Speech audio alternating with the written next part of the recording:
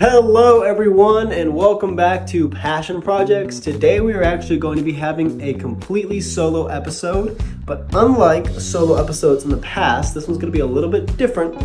I'm not just going to be rambling about some random topics that I find interesting this week. We are going to be doing a deep dive on Leonardo Da Vinci, because I find him to be one of the most creative and artistic and curious human beings to ever have existed, and I want to explore his life a little bit more deeply. I really appreciate you being here, and I hope you sincerely enjoy this deep dive on Leonardo da Vinci. Please comment down below who you want to see next when we do a deep dive episode. Anyways, on to the podcast.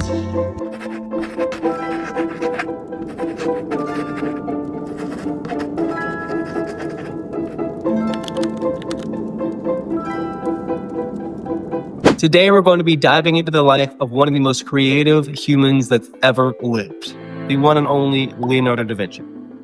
Now, I know I spent a little bit of time in another solo episode talking about him, but this is truly going to be a little bit more of a deep dive so we can understand him, the time period, and his art, and why it is important today to know about these kind of things. Because he wasn't just a painter. He was an inventor, he was a scientist, an engineer, architect, musician, a lot of things. He dreamed a lot of things and made them come true. He actually did fill hundreds of notebooks with his sketches and ideas, so things that were centuries ahead of his time. In a way, Leonardo was one of the original Passion Projects guys, because he was always chasing creativity, curiosity, and always pushing the limits of what he thought he could do. Now, as far as his early life, Leonardo was born in 1452 in a small town in Italy called Vinci. That's literally where Da Vinci comes from. I speak Spanish and know de is from, like, yo soy de los Estados Unidos. Never put two and two together on that Da Vinci just meant from Vinci. I just thought he was Leonardo da Vinci. I hope that also blew your mind and I don't feel like an idiot. He actually was an illegitimate son of a notary and a peasant woman, which meant he pretty much didn't have any formalized opportunities as wealthier kids would. But he had something probably a little bit more important, which was just that love for drawing. At 14, he did move to Florence to study under one of the most renowned artists of that time, and that was Andrea del Verrocchio. So pretty much he was a teenager that was in a studio of amazing sculptors and artists and just painting, all that kind of stuff, just being surrounded by that stuff at a young age. And this environment definitely shaped Leonardo's work as he moved to later in life, because it gave him this broad understanding of what it meant to be an artist. And it wasn't just drawing or sculpting or painting, it was all of those things in every facet of it. So there's even a story that Leonardo painted an angel in one of Verrocchio's works, and it was so good that Verrocchio supposedly swore off painting because his student had surpassed him. That's kind of hard. Now, as he moved out of his teenage years and really got that apprenticeship under Verrocchio, when people hear Leonardo da Vinci, they immediately think of probably the Mona Lisa. That was painted sometime between about 1503 to 1506, and it's probably his most famous painting and one of the most famous paintings in the world still. You may not know this as well, but it actually wasn't really her smile that made the painting so famous. It was the technique that he used to do it. It's a technique called sfumato. I don't know if I'm saying that right. And basically it blends a lot of tones and colors so subtly that you can't even really see the transitions in them. And it kind of gives this painting almost more like a dreamlike, mysterious quality. There's also the very famous Last Supper, which was painted in the 1490s in Milan. And once again, this wasn't just a painting. It was a, what would you say, like a revolution in storytelling. In this painting, Leonardo captured the exact moment that Jesus told his disciples that one of them would betray him. Think you know who that was? You can see the shock, anger, disbelief that are all expressed on each apostle's face. But here's the catch. Leonardo was notorious for starting a lot of paintings or projects and then never getting around to finishing them because he was busy on to the next thing. I'm sure you have a man in your life that also works like this. That is not uncommon. And out of all the works attributed to him, only about 20 of his paintings survive today. And that's not a lot for a man who lived nearly 70 years. Now, earlier I did mention that Leonardo did have hundreds, possibly even thousands of notebooks that just had sketches and unfinished material. And I believe those notebooks might actually be as fascinating as his paintings and other works. It's reported that he filled over about 7,000 pages with sketches of flying machines and tanks and bridges and anatomy studies, water systems, like musical instruments. If you think about it, Da Vinci may have been the actual first sci-fi writer.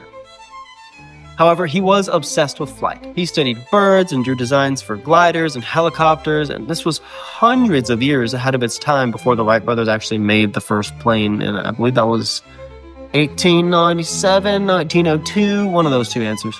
His anatomy sketches were also so precise that even hundreds of years later, doctors were using them as a reference. He also dissected bodies, but it wasn't just because of some morbid curiosity. It was because he actually wanted to understand how the human body worked, what it looked like under certain conditions, how it changed after death as well. A lot of these things that we still learned because of him and his work on it. And he wrote in mirror script in some things, which meant backwards and right to left, which some think that it was actually to keep his ideas secret, though others believe it was just easier for him as a lefty. The thing is, most of these inventions, if not all of them, were never even built. He was so far ahead of his time that the rest of the world just wasn't even there. And his notebooks prove how far ahead he was in his mind. It's like he was kind of peeking into the future. Now, when we look at Leonardo's life, there's a few themes that pop up again and again. The first really is curiosity. From the flow of rivers to the muscles in the human arm to the mechanics of flight, he just wasn't satisfied with surface level answers. And that's something that I believe modern artists, modern people working in art fields can truly take away from him.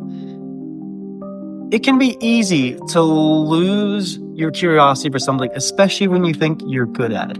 And you may be good at it. You may know you're good at it. Whether that is, let's just say it's sketching. It's a good practice to never lose the curiosity of, oh, what would happen if I tried to sketch that? Or what if I really looked into my imagination for something I might have never even thought of before? His second theme is unfinished projects. He started a lot, finished little. Some see that as a flaw, but you might see that as part of his brilliance. He wasn't afraid to show his curiosity, even if that meant leaving something behind.